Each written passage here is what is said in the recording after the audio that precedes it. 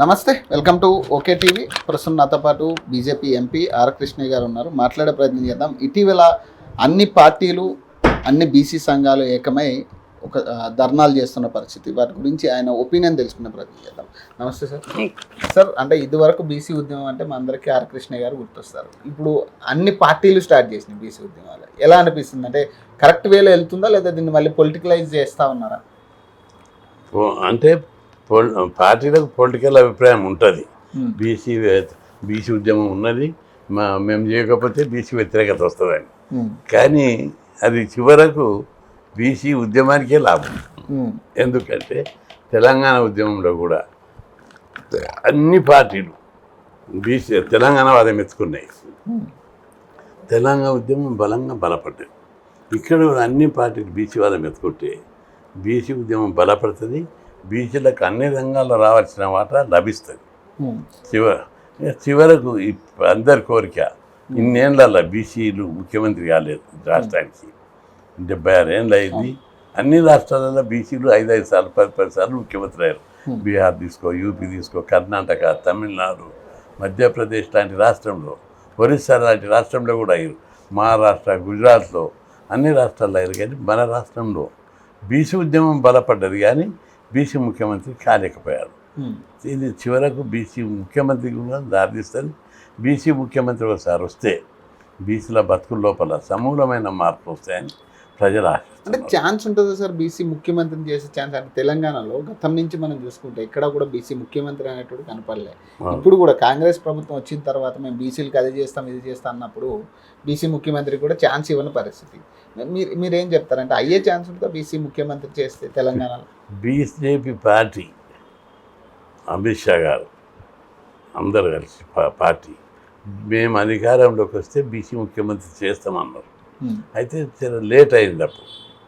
ఇప్పుడు అది అంత తేరుకొని బీసీ ప్రజలందరూ బీజేపీ వైపు మొగ్గు చూపుతున్నారు. ఈరోజు బీజేపీ వస్తే మాకు బీసీ ఎందుకు పార్లమెంట్ ఎన్నికల లోపల సగం సీట్లు వచ్చినాయి ఏకదం. ఇప్పుడు బీసీలంతా బీజేపీ వైపు మొగ్గుతున్నారు. అందుకే ప్రతి పార్టీ కూడా మా సైడ్ కూడా బీసీలు రావాలి అని బీసీవాదం మీద ఉద్యమాలు చేస్తున్నారు. అంటే ప్రతిపక్షాలు ఒక పాయింట్ రైజ్ చేస్తా ఉన్నా, అంటే బీసీ ముఖ్యమంత్రిని చేస్తానన్న బీజేపీ పార్టీ రాష్ట్ర అధ్యక్షుని కూడా బీసీ చేయలేదు అనే టాపిక్ వస్తూ ఉంది సార్. అంటే ఏం చెప్తారు దీనికి? ఇది రాష్ట్ర అధ్యక్షుడు అనేది పదవి, అది పార్టీ పదవి, జెండాను మోసే పదవి, కష్టపడే పదవి, గంపలు మోసే పదవి. ముఖ్యమంత్రి పదవి ముఖ్యం. ఇప్పుడు పార్టీ పదవి ఏంటిది? ఉద్యమాలు చేయాలి, నిర్మాణం చేయాలి, కట్టెలు మోయాలి, బండలు మోయాలి, కష్టపడాలి. కష్టపడి రామచంద్రరావు ఒక మంచి నాయకుడు. ఆయన నేను చదివినప్పుడు యూనివర్సిటీలో చదివి నాకు జూనియరు. మంచి ఉద్యమాలలో కూడా మంచి నాయకుడు, కమిట్మెంట్ ఉన్న నాయకుడు. ఆయన లోపల పోరాట పట్టి ఉంది. ఆయన అవన్నీ చూసే పార్టీ ఇచ్చింది. కాబట్టి ఆయన తక్కువేం కాదు. అందరూ అట్లా సాధు మెతక మంచి కాదు ఆయన. ఆయనను అప్పుడు యూనివర్సిటీలో ఆయన ఉద్యమాలకు ఆయన చంపనీక చూసారు కొన్ని పడని సంఘాలు. అంటే ఎంత టెర్రర్ కనిపిస్తాడు మృదు స్వాభావిగా, కానీ యాక్షన్ లోపల చాలా గట్టివాడు. నేను స్వయంగా చూసినాం కదా, కలిసి ఉద్యమాలు చేసినాం కదా, స్కాలర్షిప్ ఉద్యమాలు, హాస్టల్ ఉద్యమాలు, అనేక సభలు సమావేశాలతో కలిసి విద్యార్థులు ఉన్నప్పుడు మాట్లాడినాం. మంచి టెర్రరే ఆయన. ఎవరు కూడా ఆయన తక్కువ అంచనా వేయొద్దు. బీజేపీ పార్టీ ఆయన నాయకత్వంలో బలపడుతుంది మరింత అనే ఆ ఉద్దేశంతో పార్టీ అన్ని కోణాలలో ఆలోచించి ఆయనకి ఇచ్చింది. దాని ఫలితాలు భవిష్యత్తులో చూస్తారు సరే. అంటే ఇప్పుడు ఈ 42% కామారెడ్డి డిక్లరేషన్కి సంబంధించి మనం అడుగుతా ఉన్నాం, బీసీల తరపు నుంచి మాట్లాడుతూ ఉన్నాం. కానీ రేవంత్ రెడ్డి ఏం చెప్తా ఉన్నారంటే మేము డిక్లరేషన్ చేయడం జరిగిపోయింది, అక్కడ సెంట్రల్ గవర్నమెంట్ చేయాలని, సో మా చేతిలో ఏం లేదని ఆయన చేతులు ఎత్తే పరిస్థితి. ఇటీవల ఒక ఆర్డినెన్స్ తీసుకొచ్చారు, లోకల్ బాడీ ఎన్నికల్లో దాన్ని ప్రమాణం చేస్తామని చెప్పేసి. మీరేం చెప్తారు సార్? అంటే 2 మార్గాలు ఉన్నాయి దానికి. శాశ్వత మార్గము, తాత్కాలిక పద్ధతి.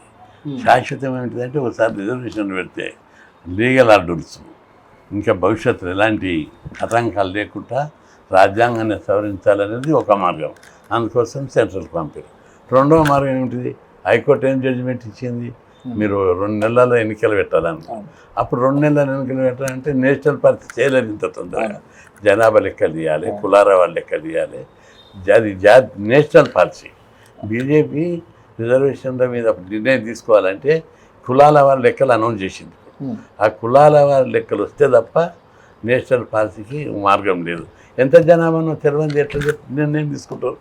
కాబట్టి అది టైం తీస్తుంది.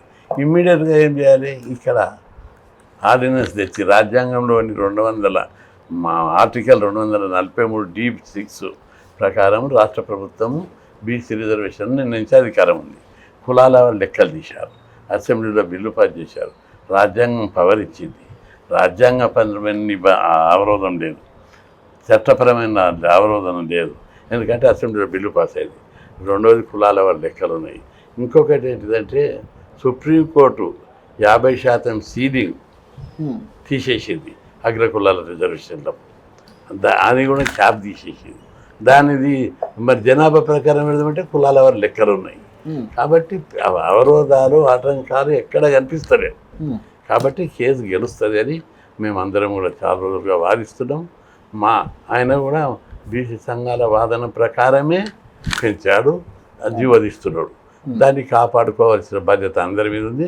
తప్పనిసరి కోట్ల ఎప్పుడో ఒకసారి యుద్ధం జరగాలి, తాడోపేడ తేల్చాలి. రెండవది, ఈరోజు మొత్తం తెలంగాణ సమాజం బీసీ రిజర్వేషన్లు పెంచడాన్ని హర్షిస్తుంది. ఎప్పుడో ఒకసారి ఇవ్వక తప్పదు. 2 రోజులు రిజర్వేషన్లు అని అగ్రకుల సోదరులు కూడా మా ఇళ్ళకి అవుతుందా, మాకేమైనా సర్పంచ్ వస్తుందా, మా ఆస్తి వస్తుందా, పెంచుకోరు వాళ్ళ జనాభా ప్రకారం వాళ్ళు ఎన్ని రోజులని ఆపుతాం వాళ్ళను అని అగ్రకుల సమాజం కూడా ఈరోజు పాజిటివ్గా స్పందిస్తున్నారు. నాకే ఫోన్లు చేసి అనేక మంది అంటారు, అన్న పెంచండి బాకేమవుతుంది అన్న, నేనైతే నా సర్పంచ్, నా ఆస్తి పోతుందా, భూమి పోతుందా, నా ఇంటి పోతుందా, నా పిల్లగాని ఉద్యోగం పోతుందా, మాకు కూడా 10% రిజర్వేషన్లు ఉన్నాయి, మీరెవరు కూడా దాన్ని వ్యతిరేకించలేదు. కాబట్టి మేమంతా దాన్ని సపోర్ట్ చేస్తామని అందరూ అంటున్నాం. అంటే ఈ లోకల్ బాడీ ఎన్నికల్లో ఒకవేళ బీసీ రిజర్వేషన్ అమలు జరిగితే ఒకవేళ ఇప్పుడున్న పరిస్థితి అంటే ఇది యాక్సెప్టబుల్లేనా, లేకపోతే మళ్ళీ మనకు కావాల్సిన 42% ఏదైతే ప్రధాన ఎమ్మెల్యే సీట్లకు సంబంధించి కూడా అంటే దాంట్లో కూడా ఉంటుందా? ఇప్పుడు ఎమ్మెల్యే సీట్లలో లేదు, దానికి పార్లమెంట్లో బీసీ బిల్లు పెట్టి చట్టసభలో 50% రిజర్వేషన్లు పెట్టాలని మేము చాలా రోజులుగా పోరాడుతున్నాం. ప్రధానమంత్రి కూడా ఇప్పుడు జనాభా లెక్కల్లో తర్వాత బీజేపీ పార్టీ కూడా చాలా పెద్ద పెద్ద నిర్ణయాలు, గట్టి నిర్ణయాలు తీసుకుంటుంది. ఈ దేశానికి ప్రధానమంత్రిని ఇచ్చినటువంటి బీజేపీ పార్టీ ఈ చిన్న చిన్న అంశాలు ఇవన్నీ జనాభా ప్రకారం రిజర్వేషన్లు పెట్టడం, కేంద్రంలో మంత్రిత్వ శాఖ పెట్టడం, రాజ్యాంగబద్ధ ఎవరు గతంలో పవర్స్ ఇవ్వలేదు. జాతీయ బీసీ కమిషన్కు బీజేపీ పార్టీ జాతీయ బీసీ కమిషన్కు రాజ్యాంగబద్ధమైన హక్కులు అధికారాలు ఇచ్చింది. అదేవిధంగా ఏబిసిడి వర్గీకరణ చేసి అన్ని కులాలకు న్యాయం జరగాలని ఏబిసిడి వర్గీకరణ కోసం జస్టిస్ రోహిణి కమిషన్ నియమించింది. ఈ జనాభా లెక్కలు వస్తే అది వర్గీకరణ అయిపోతుంది. ఇట్లా జనాభా లెక్కలు వచ్చినాక బడ్జెట్ లోపల, అధికారాల లోపల, రాజకీయాల లోపల బీసీల వాటా బీసీలకు ఇవ్వడానికి మెంటల్గా ప్రిపేర్ అయ్యే బీజేపీ పార్టీ ఈ జనాభా కులాల లెక్కలకు అనౌన్స్ చేసింది. తప్పనిసరి వచ్చేది బీసీలకు మంచి రోజులు, న్యాయం జరుగుతుందని మేము భావిస్తున్నాం. అంటే అన్ని పార్టీలని కలుపుకుపోతానని రేవంత్ రెడ్డి అనుకుంటే మాత్రం వెళ్తారా ఆరకృష్ణయ్య? అన్ని పార్టీలు కలుపుకున్నప్పుడు అన్ని పార్టీలు మద్దతే ఉన్నాయి. ఇక్కడ చిన్న చిన్న మైనర్ విధాన నిర్ణయాల లోపల, ఆలోచన లోపల తేడాలు ఉంటాయి కొద్దిగా. ఈ మార్గమా ఈ మార్గమా, గమ్యం మాత్రం 42%. గమ్యమానికి బీజేపీ పార్టీ కిషన్ రెడ్డి గారు ఆల్రెడీ మద్దతు ప్రకటించారు. రామచంద్రరావు గారు మద్దతు. కొన్ని అంశాలు కులాల వారిగా కొన్ని అభ్యంతరాలు ఉన్నాయి అందరికీ, వాళ్ళకున్నాయి, మాకు కూడా ఉన్నాయి. కానీ ఏదో సర్దుకోవాలి, టెంపరీ అని సర్దుకోవడం. కులాల వారికి ఏంటిదంటే నిజమైన బీసీలకు కిషన్ రెడ్డి మాట్లాడినా, రామచంద్రరావు మాట్లాడినా, లక్ష్మణ్ గారు మాట్లాడినా వాళ్ళు బీసీల కోసం కొట్లాడినోడు. అసెంబ్లీలో చాలా రోజులుగా బీసీల కోసం తెగించి పోరాడిన నాయకులు వాళ్ళు. ఏంటిదంటే నిజమైన బీసీలకి ఇది బెనిఫిట్ రావాలి. రాజ్యాలు వెళ్ళినటువంటి వాళ్ళకు, గతంలో అనేకమైనటువంటి నవాబులకు, సుల్తాన్లకు వాళ్ళకు దక్కదు. నిజమైన కుమ్మరి, కమ్మరి, వడ్రంగి, గొర్రె కాపులు, నేత కార్మికులు, గీత కార్మికులు సర్పంచులు కావాలి. వాళ్ళకి ఫలాలు అందాలనేది వాళ్ళ అభిలాష. అది అందరం ఒప్పుకునేది. అది కొద్దిగా ప్రాసెస్ ఉంది. రాజకీయ కోణంలో వాళ్ళు చాలామంది అన్ని కులాలను, అర్హత లేని కులాలను కూడా బీసీ జాబితాలో కలుపుతారు. దానికే వద్దని వాళ్ళ అభిప్రాయం. అంటే దాదాపు 34% ఉన్న బీసీ రిజర్వేషన్ 18% కుదించిన కేసీఆర్ ఇప్పుడు బీఆర్ఎస్ పార్టీ వాళ్ళు కూడా ఈరోజు ధర్నా చేస్తూ ఉన్నారు బీసీల తరఫు నుంచి 42% డిక్లరేషన్. అవును, ఎలా చూస్తారు సార్? అంటే వాళ్ళు తీసేసి తగ్గించినప్పుడు ఎవరు సపోర్ట్ చేయలేదు. నేను చేసిన పోరాటం, ఉద్యమాలు చేసినాం, గొడవ చేసినాం, ప్రశ్నించినాం, నిలదీసినాం, చాలా పెద్ద ఎత్తున నిలదీసినాం. ఈరోజు ఇక్కడ ఉన్న బీసీ ఉద్యమానికి వాళ్ళు కూడా మనసు మార్చుకొని దిగొచ్చారు.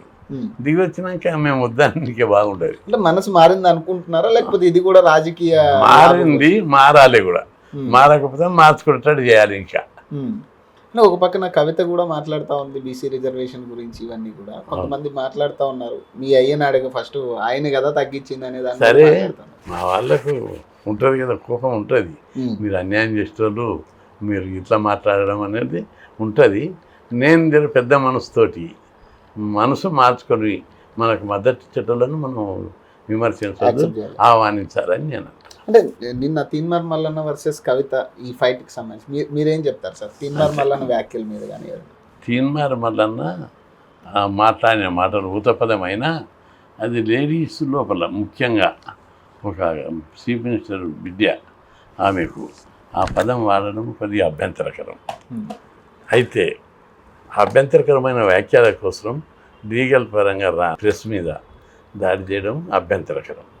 అందుకే దాన్ని మేము ప్రెస్ మీద దాడి చేయడానికి ఖండించాం. అంటే ఒకటి సార్, అంటే ఈ ఇంత అంటే అంతర్గతంగా లేదా పర్సనల్ ఇష్యూస్ లేకపోతే ఏ ఇబ్బంది ఉన్నా కూడా బీసీ అనే ఒక నినాదాన్ని బయట పెడతా ఉన్నారు పార్టీ ఎవరైనా కానీ. సో దీన్ని యాక్సెప్ట్ చేస్తారా మీరు? తప్పనిసరి. నేను 45 ఏళ్ళ నుంచి 50 ఏళ్ళ నుంచి బీసీ వాదం చెప్పాను.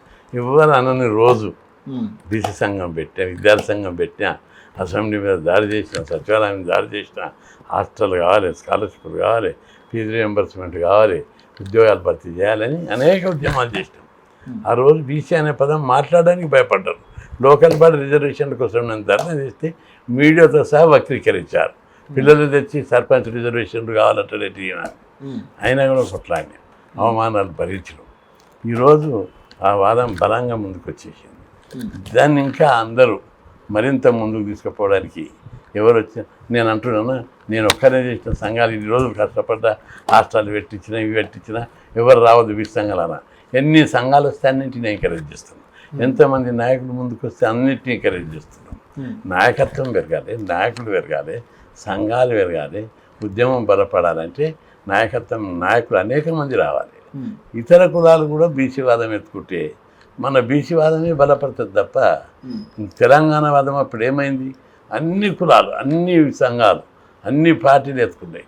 భిన్న సిద్ధాంతాలు కలిగిన పార్టీలు కూడా తెలంగాణ వాదాన్ని ఎత్తుకున్నాయి. ఇక్కడ కూడా భిన్న వైఖరులు ఉన్నోళ్ళు, భిన్న అభిప్రాయాలు ఉన్నోళ్ళు కూడా బీసీవాదం మీద కలిసి వచ్చినప్పుడు వాళ్ళందరినీ పాజిటివ్గా తీసుకోవాలి. ఇంకా బీసీవాదాన్ని బలోపేతం చేయాలి. బీసీలకు చట్టసభలో రిజర్వేషన్ రావడానికి తెలంగాణనే బలమైన కేంద్రంగా తయారు కావాలనేది నా అభిప్రాయం. అంటే ఇక్కడ ఆల్రెడీ 9 మంది ఎంపీలు ఉన్నారు కేంద్రానికి. మరి కేంద్రం దాకా ఇన్ఫర్మేషన్ వెళ్ళట్లేదు. ఎందుకు ఆర్డినెన్స్ పోయింది? కేంద్రం పోయింది. మొన్న నేను జనాభా లెక్కలప్పుడు ఈ విషయం మాట్లాడిన అమిత్ షా గారితో, ఆయనతోటి జనాభా లెక్కలు కులాల వారి తీయాలని. నేను గడిచిన 10 రోజులు 15 రోజులకే కేంద్ర ప్రభుత్వం కూడా అనౌన్స్ చేసింది. వాళ్ళకి ప్రతి ఒక్కరు లక్ష్మణ్ గారు చెప్తున్నారు, మేము చెప్తున్నాం, కిషన్ రెడ్డి గారు చెప్తున్నారు. ఆర్డినరీ చెప్పేప్పటికీ కులాల వారి లెక్కలు వచ్చినాయి. కులాల వారి లెక్కలు తీస్తే దేశంకు ఏం ప్రమాదం లేదు, సమాజ సమగ్రత దెబ్బతినదు. మరింత ఈ కులాలను అభివృద్ధి చేయవలసిన అవసరం ఉందని నాకంటే ఎక్కువ కిషన్ రెడ్డి చెప్తారు. అట్లా చెప్పప్పటికీ అందరూ ఒప్పుకున్నారు. కానీ అధికార పార్టీ ఏమంటుందంటే ఇక్కడ ఉన్న ఎంపీలు సరిగ్గా చేరవేయట్లేదు. అందరి లక్ష్మణ్ బాగా కమిటెడ్. మనం అసెంబ్లీలో చూసాం ఇక్కడ ఉన్నప్పుడు. ఆయన బీసీల గురించి అద్భుతంగా మాట్లాడాడు, ప్రభుత్వంతో పోరాడాడు. ఇప్పుడు అందుకే అన్ని కులాలు, అన్ని పార్టీలు కూడా లక్ష్మణ్ గడుస్తాయి. కమిట్మెంట్ ఉన్న నాయకుడు. దాన్ని పద్ధతి, పార్టీ పరిధి, పార్టీ ఎజెండా అవన్నీ దృష్టిలో పెట్టుకొని మెల్లమెల్లగా ఇప్పుడు చూడు కాంగ్రెస్ పార్టీలో అనేక మంది ఏమాయములైన ముఖ్యమంత్రులు ఉన్నారు. 76 ఏళ్ళలో వాళ్ళు కులగణన ఎందుకు పెట్టలేకపోయారు? ఇక్కడ కులగణన పెట్టిర్రు బీజేపీ పార్టీ మొదటిసారి పెట్టడం చరిత్రాత్మకం. దీని వెనుక లక్ష్మణ్ గారిది ఉంది, కిషన్ రెడ్డిది ఉంది, అందరిది, మనది. అందరం మేము వాళ్ళని కన్విన్స్ చేసినాం. పార్టీ పరిధికి లోపడి, పార్టీ సిద్ధాంతాలకు లోపడి మేమందరం కన్విన్స్ చేస్తేనే అది ఒక చరిత్రాత్మకంగా ప్రకటించారు. కాబట్టి పార్టీ మీరు చూడండి, బీజేపీ పార్టీని బీసీ వ్యతిరేకాన్ని కొందరు అంటుంటారు తెలిసి తెలియక. బీసీని ప్రధానమంత్రి ఎవరు చేశారు? ఇన్ని రోజులు జనతా పార్టీ చేసిందా, కాంగ్రెస్ పార్టీ చేసిందా? మొదటిసారి ఒక పేద కుటుంబం నుంచి వచ్చినటువంటి నరేంద్ర మోడీని బీసీ వర్గానికి చెందిన ఆయనను ప్రధానమంత్రి చేశారు. ఒక దళిత గిరిజన మహిళ రాష్ట్రపతి చేశారు. ఒక బీసీ బిడ్డ ఉపరాష్ట్రపతి అయ్యారు. ఒక ఎస్సీ బిడ్డ సుప్రీంకోర్టు చీఫ్ జస్టిస్ అయ్యారు. టాప్ దేశం నుండి టాప్ పోస్టాలు ఎవరున్నారు? బీసీ, ఎస్సీ, ఎస్టీలు ఉన్నారు. మరి అగ్రకులాల పార్టీ ఎట్లయితుంది బీజేపీ పార్టీ? దేశ సమగ్రత, సామరస్యం, సామాజిక సామరస్యం, అందరూ సుఖంగా ఉండాలని కోరుకునేటి సర్వే జన సుఖినోభవంతనే పార్టీ బీజేపీ. బీజేపీ వల్లనే అన్నీ సాధ్యమవుతుంది. ఇప్పుడు చరిత్రలోనే కులాల గణన చేశారు. అంతేకాదు తెలంగాణ లోపల భవిష్యత్తు లోపల మేము అధికారంలోకి వస్తే బీసీని చీఫ్ జస్టిస్ అని చెప్పారు. సార్ అంటే ఒకటండి, మాకు ఉద్యమం బీసీ ఉద్యమం అంటే ఆర్ కృష్ణ గారు గుర్తొస్తారు. అంటే ఇప్పుడున్న పరిస్థితుల్లో రకరకాల మంది రకరకాల చోట్ల వాళ్ళ నిరసన తెలుపుతా ఉన్నారు.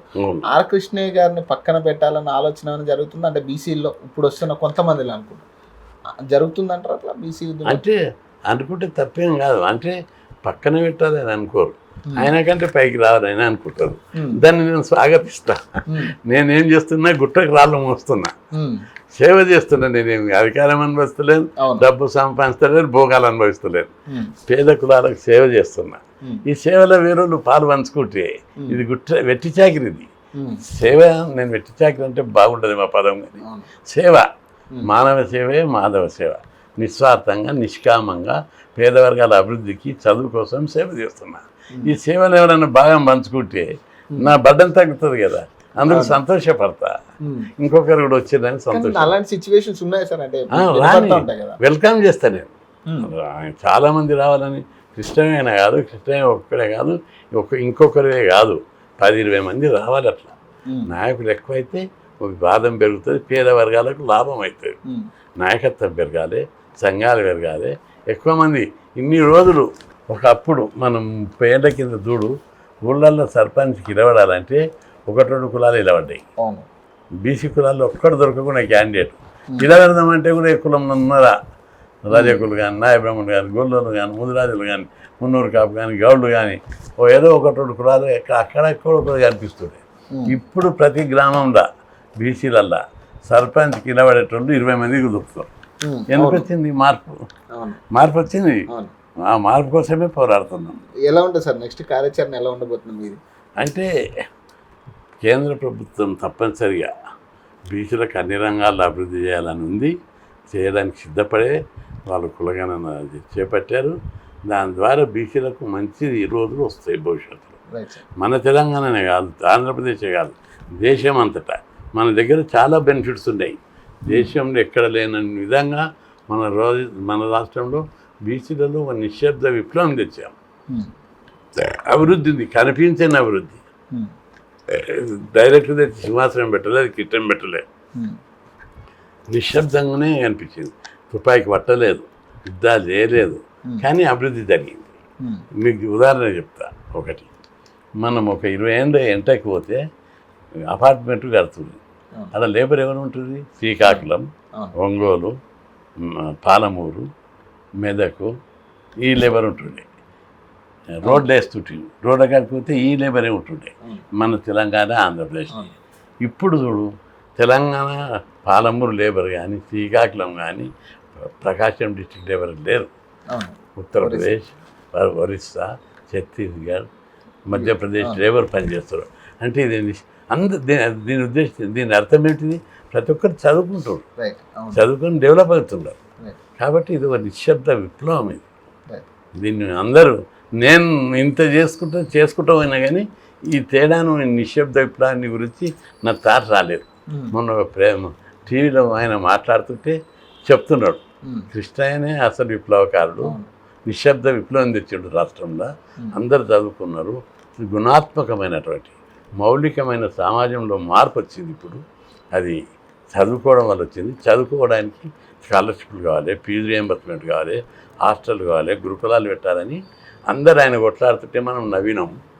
అదే ఈయనకేం పిచ్చి పెట్టిందా, ఎప్పుడు కొట్లాడిని హాస్టల్ పెట్టాలంటాడు, గురుకులాలు పెట్టాలంటాడు, స్కాలర్షిప్లు ఇవ్వాలంటాడు, ఫీజులు ఇవ్వాలంటాడు.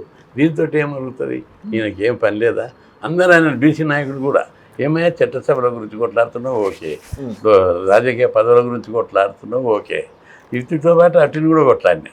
కానీ అది ఇంకా చిన్నపిల్లలు లేక హాస్టళ్ళు పెట్టు, పిల్లలు లేక గురుకులాలు పెట్టు, స్కాలర్షిప్లు హాస్టల్ సీట్లు అని అంటారు. అది బాగలేదని వక్రభాష్యం చెప్పేవారు. కానీ ఈరోజు ఈ మార్పును చూసి నీదే నిజమైందని ఇప్పటికి కూడా కొట్లాడతారు. గురుకులాలు పెట్టాలి, స్కాలర్షిప్లు ఇవ్వాలి, ఫీజుల బకాయిలు ఇవ్వాలని. అదే అసలైన పోరాటం. అవును, దానివల్లనే ఎక్కువ మందికి లాభం అవుతుంది, సమాజంలో మౌలికమైన మార్పు వస్తుంది, జ్ఞాన సమాజం ఏర్పడుతుంది. ప్రతి ఒక్కరు చదువుకున్నప్పుడే జ్ఞాన సమాజం ఏర్పడుతుంది. జ్ఞాన సమాజం ఎప్పుడు ఏర్పడుతుందో పేదరికం పోతుంది, అవిద్య అజ్ఞానం పోతుంది. తద్వారా అందరు సుఖంగా సంతోషంగా జీవిస్తారు. సార్ అంటే ఇప్పట్లో అవుతుందని నమ్మకం ఉందా సార్? అంటే రిజర్వేషన్ అనేది తప్పనిసరి అవుతుంది. ఈ ప్రభుత్వం ఉన్న ఈ కాలం తప్పనిసరి అవుతుంది. ఎందుకంటే ఈ 42% బలమైన ప్రతిపాదికలు ఉన్నాయి. అసెంబ్లీలో బిల్లు పాస్ అయింది, కులగణన చేసి లెక్కలు ఉన్నాయి. సుప్రీంకోర్టు తీర్పు ప్రకారం కులాల లెక్కలుండి జనాభా లెక్కలు ఉంటే పెంచొచ్చు అన్నది. 50% సుప్రీంకోర్టు సీలింగ్ తీసేసింది. అవును, చట్టబద్ధమైన రాజ్యాంగబద్ధమైన న్యాయపరమైన అవరోధాలు ఏవి కూడా లేవు. కాబట్టి గెలుస్తుంది. సమాజం లోపల చాలా పెద్ద ఎత్తున ప్రజల్లో మార్పు ఉన్నది. అది రేపు అనేక ఉద్యమాలకు దారితీస్తుంది. కాబట్టి ఇది శాంతి భద్రతలకు అనేక రకాలుగా సమస్యలకు దారితీస్తుందని అన్ని అంశాలను వ్యవస్థలు గుర్తుపెట్టుకుంటాయి. న్యాయ వ్యవస్థ కానీ ప్రభుత్వ వ్యవస్థ కానీ దృష్టిలో పెట్టుకొని దీని మీద తుది నిర్ణయం తీసుకుంటారు. 42% అమలు జరుగుతుంది. Right sir, thank you. So మరిన్ని అప్డేట్స్ కోసం చూస్తూనే ఉండండి ఓకే టీవీ.